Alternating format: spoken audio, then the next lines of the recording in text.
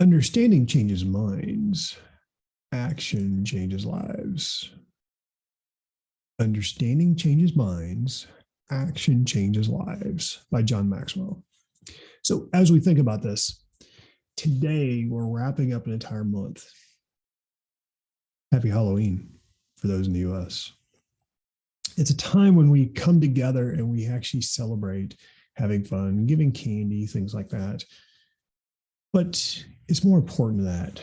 As we think about this and how we're educational opportunities, think about who we're around. Think about what we do in the office. And maybe you're having a holiday party in the office. That's great. But think about those you're working with as learning opportunities. Because there's a quote out there by Baltasar Gracian. Make your friends your teachers and make the pleasures of conversation with the advantages of instruction. Make your friends your teachers and make the pleasures of conversation with the advantages of instruction. Think about this. You have conversations every day. How can you learn from those? How can you learn from the tone, the conversation, the dialogue at hand? You think about what we do. Think about how we do it. We've got those technical skills. I'll be honest, so what? Yeah, I know some people just got offended with that. I get it. Seriously, so what? If you have those skills, you're not able to leverage it. So what?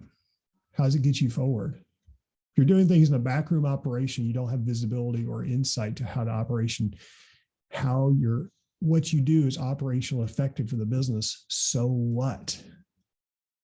Yes, that is a very hard question to ask. We're talking about educational opportunities, but also it's driving force. It drives you to look, what's the meaning to what you do? The data, how you analyze it. Are you just pulling data and pushing it out? And some people do that. I get it. That's your role. I get it. No diminish of that role. However, think about our roles as IT asset managers, software asset managers, and configuration managers. Our roles are to be strategic. Pulling data is part of it. Analyzing data is another part of it. Understanding how to interpret the data is another part. Understanding what we need for our stakeholders to help them make decisions is also part of it.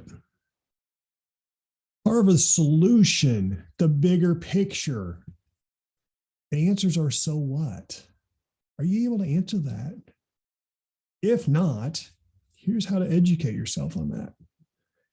Remember the conversations we were just talking about with friends? Have the conversation to understand how others are having those conversations to make themselves effective within your organization. Yes, ask others how they are communicating with their peers in order for them to make headway with their initiatives. Think about that. Conversations get you far. You make those conversations your teachers, you'll never stop learning. Here in the US, we think about, okay, we go through primary and secondary schools. We even go through the college and the university type, and then we're ready to go. We're out the door, make it happen. The reality behind that is that just teaches you how to learn. Doesn't teach you the life skills, how to move forward. My point's not to slam the educational system. I'll let other people do that. My point to you is figure out to help you understand how you can start applying that knowledge with what you do every day.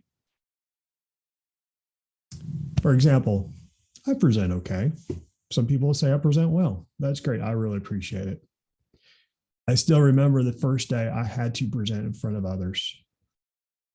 It was not an open mic. It was not this type of setup. It was a speech class in college. I remember very distinctly. I was shaking like a leaf. I was ready to go, make it happen. I had energy. I was ready to make it happen. I got up front. Oh my gosh. I kid you not. shaking, falling to pieces. It all happens. Remember another distinguished speech class I was in later, still required, and I really enjoyed it, is I was able to talk through a speech by Ronald Reagan after we had the space shuttle disaster here in the US. Remember that? Goes back a day or two. Some of you may not have been born then, but look it up. Back in the 80s. Read the speech by Ronald Reagan. Read about how he motivated people, motivated an entire country to move forward. We were all devastated, totally devastated. But his motivation was able to go that next step. The reason why I tell you that in I talk about my reading of that speech, because that was literally like 20 years later when I did it. I did it again in front of peers in a classroom environment, prepared to no end to talk to it. And the emotion hit me.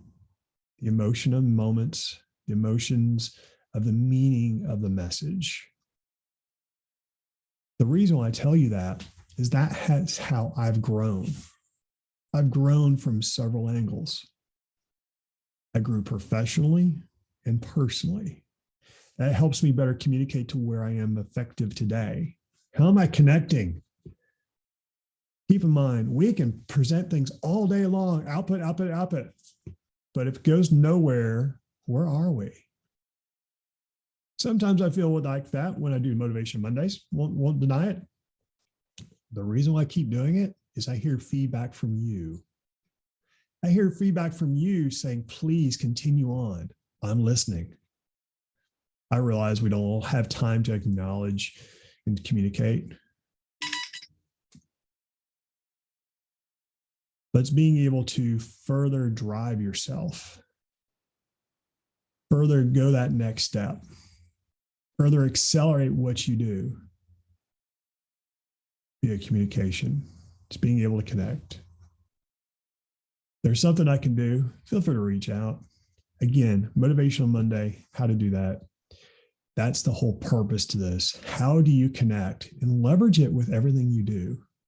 Because at the end of the day, it is about you moving forward. You moving yourself forward and helping others.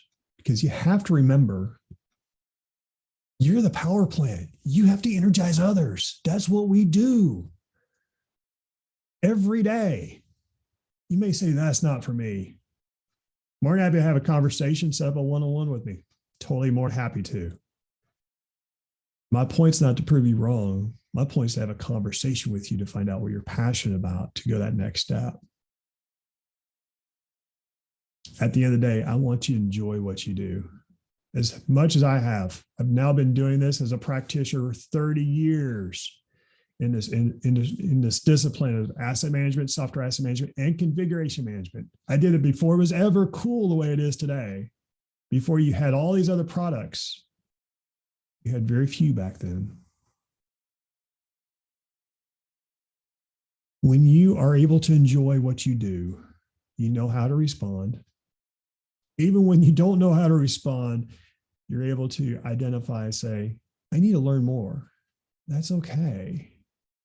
Because it means you acknowledge your limitations of knowledge. Oh, we're limited?